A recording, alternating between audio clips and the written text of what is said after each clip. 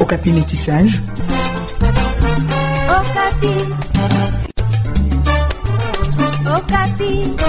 Okapi métissage.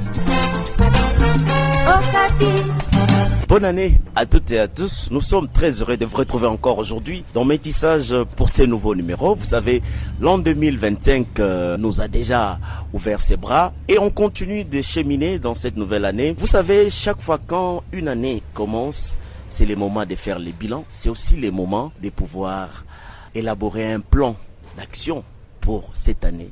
Qu'est-ce qu'on doit faire, qu'est-ce qu'on doit améliorer. Et justement, nous, on vous apporte quelques pistes et des solutions à travers cet ouvrage qui s'intitule « Les lettres de ta réussite ». En soi, c'est un portefeuille de 30 réflexions tirées des partages effectués avec son entourage sous forme de 3 notes par l'auteur et qui à la fois organise à son avis une manière de vivre, mais surtout invite à les utiliser au profit de la rentabilité de son potentiel humain. L'auteur, c'est le docteur Michel Movodi. Vous savez, vous avez l'habitude de les suivre dans ces magazines. Pour la petite présentation, il est docteur en médecine de l'université de Lubumbashi. Il est titulaire d'un master en santé publique et notre master en administration des affaires. Il est doctorant en leadership, écrivain et coach en développement personnel et organisationnel. Docteur Michel Movodi, c'est donc justement lui l'invité. C'est aussi un auteur prolifique parce qu'il compte plus d'une dizaine d'ouvrages à son actif. Docteur Michel Movodi, bonjour. Bonjour Jean-Marc, bonne heureuse année 2025. Bonne année à vous également. Merci beaucoup. Alors, le lettre de ta réussite, c'est parmi tes publications, on va se tutoyer. Et dans cet ouvrage, Michel Movodi propose 30 lettres qui sont réparties sur 269 pages. Alors, la toute première lettre porte sur les temps et l'apprentissage. Il y a une phrase qui a retenu mon attention. À la page 11, vous écrivez « Rien de ce qui s'est fait ne s'est fait sans les temps ». On a l'impression que le temps est incontournable. Le temps, c'est à la fois un meilleur allié, mais c'est aussi un ennemi. Exactement. Alors, pourquoi d'abord j'ai voulu que cette lettre soit la première ? Parce qu'en fait, vous savez, ce qui est important à comprendre dans la vie, c'est que nous avons tous le même temps. Par moments, ça me fait rire lorsque quelqu'un me dit « Ah, vous savez, moi j'ai besoin de plus de temps pour réaliser beaucoup de choses. » Non, on n'aura jamais plus de temps. Tout le monde aura 24 heures, tout le monde a 7 jours par semaine, tout le monde a 30 jours par mois, tout le monde a 365 ou 366 jours par année. Maintenant, ce temps-là est une ressource. Comme vous le savez, quand nous faisons la planification, nous parlons aussi bien des ressources matérielles, des ressources financières, des ressources humaines, mais de plus en plus, on commence à se dire aussi attention, n'oubliez pas que le temps est une ressource. Donc aujourd'hui, tout ce que vous allez faire doit tenir compte du temps, pour 2 raisons. La première raison, c'est que le temps, d'abord, est un élément important qui change le contexte. Ça veut dire, au fil des années, au fil des mois, au fil des décennies, le contexte est changé. N'est-ce pas? Nous d'abord, nous nous rendons compte que les climats changent au fil des années, nous nous rendons compte que la paix change dans le monde, nous nous rendons compte qu'il y a des maladies qui apparaissent avec les années, nous nous rendons compte que en fait, l'environnement global change. Et ici, principalement, quand vous regardez la vitesse avec laquelle les nouvelles technologies avancent, elles avancent très rapidement. Ça, c'est d'abord déjà le fait que le temps, en changeant notre écosystème, en changeant notre monde, en changeant notre planète, nous oblige à des adaptations. Le deuxième changement est le changement que le temps opère sur nous-mêmes en tant que personnes. Parce que les années passent, n'est-ce pas? Les décennies passent. On n'est plus les mêmes personnes. On n'est plus les mêmes personnes, on ne reste pas au même niveau, on grandit, on prend de l'âge, n'est-ce pas? Et comme la vie, c'est une courbe de Gauss, ça veut dire à un moment donné, les fonctions du corps commencent à connaître leur déplétion, le dos commence à faire mal, les rides commencent à apparaître, la calvitie commence à venir, il y a des organes qui commencent à se fatiguer et donc le temps vous amène calmement, en tout cas, et lentement vers la fin de votre vie. Donc en regardant sur le 2 pivots, on doit tenir compte du temps. Ça veut dire que le temps devient un élément important qu'il faudra regarder tout le temps quand on voudrait avancer dans la vie. Et cela reste un élément indispensable pour pouvoir planifier la réussite. Et toujours en parlant du temps, vous écrivez à la page 14, dans le 2e paragraphe, comme je le disais précédemment, des enfants qu'on a vu naître il y a quelques années ont déjà commencé à fréquenter l'école. Des jeunes qu'on a vu grandir se sont mis en couple et mettent à leur tour au monde des enfants. Chez certaines personnes, on assiste à l'apparition de cheveux blancs, des rides ou même à une expression de certaines incapacités qu'on attribue au poids de l'âge. Et ces événements physiques, physiologiques ou sociaux qui surviennent dans le milieu de vie devraient en plus être des signaux d'alerte sur la nécessité de bien gérer les temps, devenir chaque matin au réveil des sources de motivation à poser des gestes favorables. Alors comment doit-on bien gérer son temps? Alors, gérer bien le temps, cher Jean-Marc, vous pousse à travailler sur 4 points, n'est-ce pas? D'abord, le premier point, prendre conscience que le temps est une ressource qui passe. Et quand il passe, on le rattrape pas. Le terme « je vais rattraper le retard » en réalité n'existe pas. Parce que la journée d'hier, elle est passée, il n'y a personne qui va reculer pour dire « je vais rattraper les 24 heures d'hier ». Donc d'abord se mettre en tête que le temps et cette ressource-là, une fois qu'elle est passée, c'est fini. Et donc il faudra toujours se mettre en amont en se disant « mais qu'est-ce que je fais pour que le temps qui est en train de venir ne puisse pas me rater ?» Ça c'est le premier élément. Et à ce titre-là, bien comprendre que ce que vous devrez faire aujourd'hui, n'est-ce pas, vous ne pouvez pas l'amener demain. Faites-le aujourd'hui. Vous savez, tout le temps, quand je parle aux jeunes, notamment, j'insiste beaucoup sur la question de la procrastination. En disant, vous savez, pourquoi est-ce que c'est important de ne pas remettre à demain ce que vous devez faire aujourd'hui? C'est parce qu'aujourd'hui est un contenu. Aujourd'hui est un jour particulier. Aujourd'hui est un jour qui a son bilan. Le bilan de lundi ne sera pas le bilan de mardi. Alors, ne confondez pas le bilan de lundi au bilan de mardi, le bilan de mardi au bilan de mercredi, parce qu'en fait, ces jours, chacun a sa particularité. Donc, mettez le contenu dans votre journée et sachez que chaque jour a un contenu et que le temps, n'est-ce pas, quand il est passé, quand le jour est passé, quand l'heure est passée, n'est-ce pas, quand la minute est passée, quand le mois est passé, c'est fini.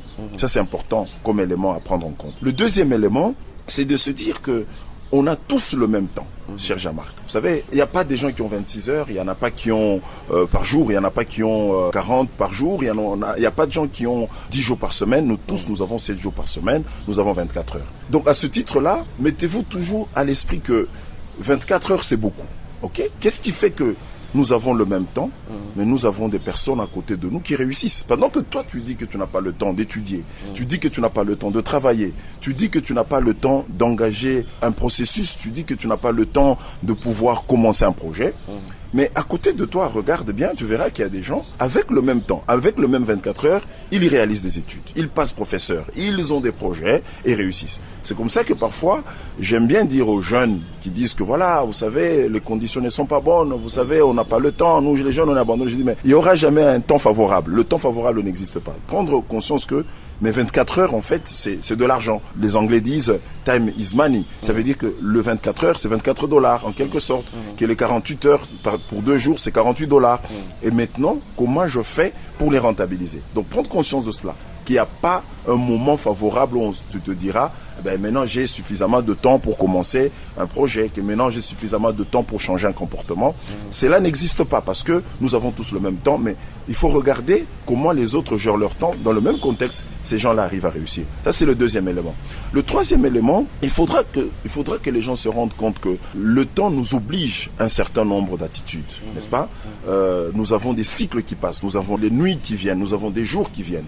En fait, quand je prends le temps, je me dis toujours que le temps a 2 collines. Vous avez les hauts et vous avez les bas, n'est-ce pas? Vous avez des collines qui arrivent dans la vie où vous avez des moments de bonheur. Mais les moments de bonheur peuvent se faire suivre par des moments de malheur.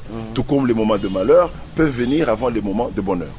Mais qu'est-ce qui est important, Jean-Marc, c'est toujours se dire que lorsque le temps vous offre le bonheur ou lorsque le temps vous offre le malheur, il faut apprendre. C'est pour cela même d'ailleurs que je parle du temps et de l'apprentissage. Qu'est-ce que tu apprends de tes 40 ans?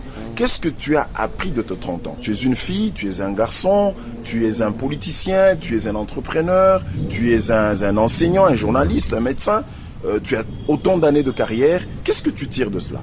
Parce qu'en fait, le temps nous montre des signaux. Le temps nous montre des saisons. Le temps nous a appris, par exemple, que généralement, après les fêtes, il y a une crise qui s'installe. Vous savez, chaque année, quand vous parlez avec les gens en janvier, les gens vous disent « Ah, janvier, c'est un mois difficile » parce que justement, on a dépensé beaucoup d'argent avec les fêtes en décembre et même le 1er janvier. Et sachant cela, ça veut dire que le temps nous a appris que, attention, faites des économies. Ne dépensez pas de manière irrationnelle vos ressources parce qu'il y aura un moment donné où vous allez avoir besoin de ressources, notamment dans les mois qui suivent le début de l'année. Vous savez, ça c'est le temps. Il t'apprend, n'est-ce pas? Entre le bonheur, entre le malheur, entre les différents moments de ta vie, le temps est un enseignant. ne pas oublier ça. Parce que si tu n'es pas attentif à ce que le temps est en train de t'apprendre, tu risquerais de vivre et te retrouver le dernier jour de ta vie en disant mais qu'est-ce que j'ai fait de ma vie, qu'est-ce que j'ai finalement réalisé, alors que toi tu vas te plaindre que vraiment on n'a pas marché, rien n'a marché, rien n'a évolué, mais les autres vont te montrer un héritage laissé.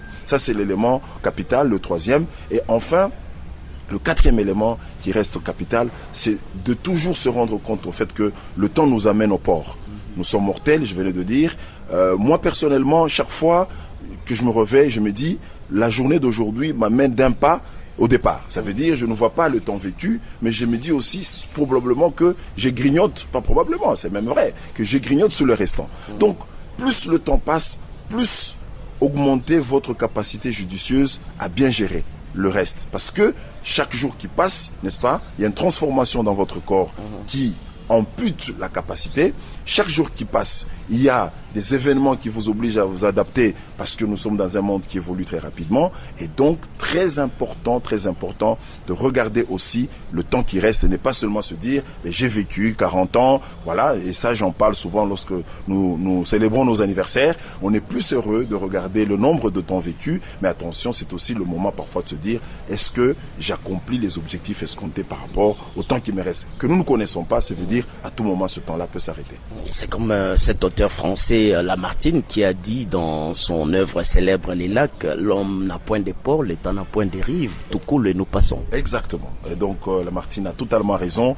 Et à ce titre-là, c'est quoi l'attitude? Prendre conscience que le temps passe très vite, et donc mettre à profit tout ce que vous êtes en train de réaliser, mettre à profit tout ce que vous êtes en train de faire, parce que ça reste important. Le temps est une ressource indispensable pour planifier sa réussite. Alors, docteur Michel Mouvoudi, vous avez évoqué l'aspect apprentissage et à la page 17 de l'ouvrage Les lettres de ta réussite, qui est au cœur de cet échange, vous dites dans le deuxième paragraphe, nous sommes à la page 17, les goûts et la soif d'apprendre sur lesquels je me permets d'insister ne devront pas rester circonscrits dans votre seul domaine des métiers ou des professions. Ils devront s'étendre à d'autres domaines ayant le potentiel d'influencer positivement votre compétitivité et vous connecter à des meilleures opportunités.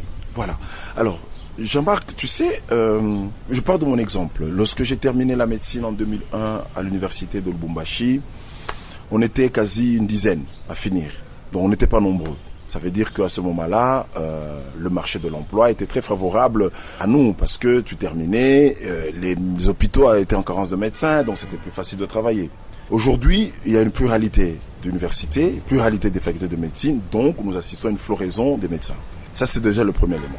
Le deuxième élément, c'est de se dire, mais finalement, alors que le temps qui évolue nous impose cette compétition, parce que il y a justement plusieurs médecins face à une offre qui n'a pas beaucoup évolué. En d'autres termes, on prendra Jean-Marc parce que Jean-Marc a un niveau de compétitivité que Michel. Que Michel, si on le prend, on sait très bien qu'il peut faire mieux que Grace. C'est très important. Donc, le temps impose justement cet élément-là en disant attention, l'évolution des sciences, n'est-ce pas? Le fait qu'il y a une pluralité de main-d'œuvre, donc c'est là justement appel à une compétitivité pour savoir qui on prend où. Ça, c'est le deuxième élément. Mais le troisième élément aussi, c'est de comprendre, et j'aime bien cette théorie, ça s'appelle la théorie des intelligences multiples. C'est de Gardner. Cette théorie parle de l'homme n'a pas qu'une intelligence. C'est vrai que c'est une théorie qui avait été trop critiquée, mais finalement quand tu réalises, Jean-Marc, tu te rends compte très vite, et sache mon cas, que ce que nous faisons dans la vie pratique, et je pense que pour tous ceux qui travaillent, qui me suivent en ce moment, vous diront que ce qu'ils font aujourd'hui, même dans le cadre de leur métier, ils n'ont pas forcément appris il y a 20 ans, il y a 10 ans, il y a 15 ans à l'école. En d'autres termes, pendant qu'on est en train de travailler, pendant qu'on est en train de chercher ce qu'il faut faire, on apprend de nouvelles choses qui s'adaptent au contexte, aux besoins, parce que les besoins d'il y a 30 ans ne sont pas les besoins d'aujourd'hui. Aujourd'hui, par exemple, vous avez un besoin accru en tout ce qui est intelligence artificielle, alors que il y a 40 ans, dans notre pays, l'intelligence artificielle n'était pas, n'est-ce pas, ce qu'elle est aujourd'hui. Et donc, en d'autres termes, toujours se mettre en tête que nous pouvons arriver à voir d'autres compétences, d'autres connaissances, d'autres aptitudes naître en nous face aux défis que la société nous impose. Et donc à ce titre-là, se livrer, n'est-ce pas, à plusieurs métiers, se livrer à se découvrir sur plusieurs champs, pas seulement ce qu'on a fait comme études à l'école ou à l'université, est une façon aussi de rentabiliser le temps, n'est-ce pas? C'est très important de le faire parce que, et là je suis en vous disant que aujourd'hui il y a des gens qui ont 5-6 revenus. Il y a des personnes qui vous travaillent dans plusieurs domaines. Le cas pour moi, je suis médecin, mais je suis master en administration des affaires. Ça veut dire que je fais de l'économie, je fais de la gestion d'entreprise. Je suis en train de faire ma thèse en leadership dans les réformes publiques. J'ai un master en santé publique, mais aussi beaucoup d'autres formations dans des domaines qui ne sont pas des domaines de médecine. Vous comprenez? Et je me réalise que en combinant tout cela, à la fois d'abord j'apprends, parce que le développement, la réussite, c'est une connexion de plusieurs éléments, de plusieurs savoirs. Ce n'est pas dans un seul domaine où vous allez tisser tout le projet. Vous avez besoin de faire un projet médical aujourd'hui, mais vous avez besoin de l'informatique. Vous avez besoin, par exemple, de ceux qui travaillent dans l'eau. Vous avez besoin de ceux qui travaillent dans le transport, dans la maintenance. Vous comprenez? Et ça, c'est important. Mais aussi, ça vous permet parfois d'être surpris, de vous surprendre vous-même, en vous rendant compte que je ne pouvais jamais m'imaginer que j'étais, par exemple, un bon peintre, que j'étais, par exemple, un bon écrivain, que j'étais, par exemple, un bon rapporteur. Et ces genres de révélations, vous ne les avez que quand vous mettez votre temps à être attentif à vous, à être attentif aux éléments auxquels vous exposez dans la vie courante. Voilà. Docteur Michel Mouvoudi, on va continuer cette belle aventure à travers les quelques belles pages de cet ouvrage, le lettre de ta réussite. Mais avant, on sait que dans une semaine, on va se retrouver pour une deuxième lettre. Vous avez un message particulier pour ceux qui nous suivent? Alors, pour ceux qui nous suivent, je voudrais vraiment revenir d'abord sur le fait qu'il faut lire cette lettre qui est dans le livre Les lettres de ta réussite. En fait, j'insiste beaucoup sur la notion du temps et je m'adresse principalement à tous ceux qui vivent sur la terre parce que nous ne savons pas quand est-ce que notre temps s'arrête. Ça veut dire que nous ne connaissons pas le chrono dernier, c'est à quel moment qu'il est sifflé. Et donc, prendre conscience que le temps passe. En prenant conscience que le temps passe, fait des choses utiles. J'ai 2 choses que je voudrais bien demander aux gens d'apprendre. 2 choses. Apprenez au maximum, n'est-ce pas, à apprendre. Permettez-moi la tautologie. Ça veut dire que ne vous lassez pas d'apprendre parce que le temps change, les temps modifient les besoins, les temps modifient les solutions. Très important. Apprenez à apprendre, apprenez à apprendre. C'est très important. Le deuxième élément que je voudrais conseiller par rapport au temps, c'est de toujours se dire qu'en fait, le temps est un capital qu'on te donne. Le temps ne sera jamais une exception pour toi. Ça veut dire tu n'auras jamais plus de temps que les autres. Et donc, utilise bien ce temps. Donc, ça, c'est important comme conseil que je voudrais donner. Mais je voudrais aussi déconseiller quelques pratiques. Le premier élément, je déconseille l'égoïsme. En tout cas, j'ai remarqué que ceux qui arrivent à bien utiliser leur temps, c'est aussi ceux-là qui partagent. Parce qu'en fait, si nous sommes sur la ligne de temps, le fait de partager à d'autres te permet de regarder d'autres champs en train de donner des pépinières. Et donc, en partageant, tu arrives justement à tirer aussi profit dans la gestion de temps des autres. Donc, je vous déconseille l'égoïsme. Partager au maximum sur sa ligne de temps, c'est permettre de voir plusieurs lignes de temps dans la même ligne. Je ne sais pas si je me fais comprendre. Ça, c'est vraiment je ne sais pas si ça se dit, un déconseil que je vais donner, mais je conseille à ne jamais être égoïste. Et le deuxième élément que je donne dans cette partie à déconseiller, c'est de toujours ne pas oublier qu'en fait, que nous sommes des pèlerins. Que ce qui est vrai, c'est que nous sommes mortels, les hommes. Et à la fin, à un moment donné, tous nous mourrons, tous nous partons. Et donc, se dire toujours, mais est-ce que aujourd'hui, moi, Jean-Marc, moi, Grace, moi, Michel, si je partais, quel héritage je laisse? Et on a l'obligation de laisser un héritage sur cette terre. Et donc, cela va s'imposer qu'avec une prise en main de la notion du temps, une prise en main de sa montre, une prise en main de son calendrier. Michel Mouvoudi, merci. C'est moi qui vous remercie. Okapi, Radio Okapi, Okapi, Radio Okapi.